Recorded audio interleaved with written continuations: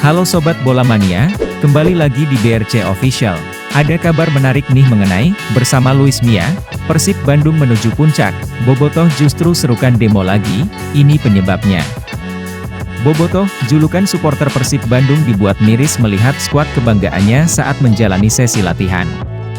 Pasalnya, klub yang kini diasuh Coach Luis Mia telah merangsek ke papan atas dan menuju puncak klasemen itu BRI Liga 1 itu belum memiliki fasilitas memadai. Khususnya fasilitas training untuk memanjakan tim Persib Bandung dalam sesi latihan.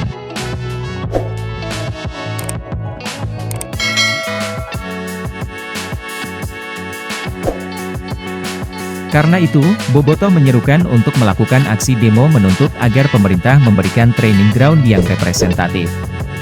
Mayar gaji pelatih jeng pemain miliaran, investasi jang infrastruktur klub samisal training ground susah, kata Raflia dalam komentar unggahan dalam sesi latihan Persib Bandung, Senin, 23 Januari 2023.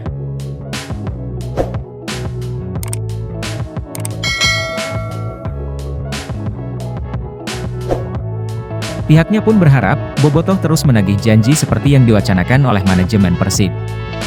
Bagaimanapun sebagai Bobotoh kudu terus nagih ke manajemen supaya investasi kana infrastruktur AI dipentingkan meh jangka panjang jang pembangunan klub terus Akademi DLL, kata Raflia. Sementara untuk investasi jangka pendek, menurut dia, Persib sudah melakukannya dengan merekrut pemain bintang. Kumaha lamun misal Bobotoh demo na ka pemkotnya ulah ka Persib wae, sugan wi aya hasil, kata Ardain Shani.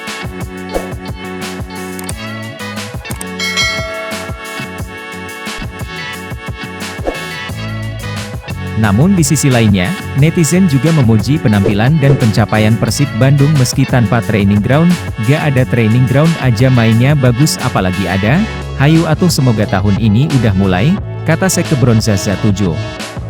Sebagai informasi tambahan, saat ini Persib Bandung berada di urutan ketiga klasemen sementara.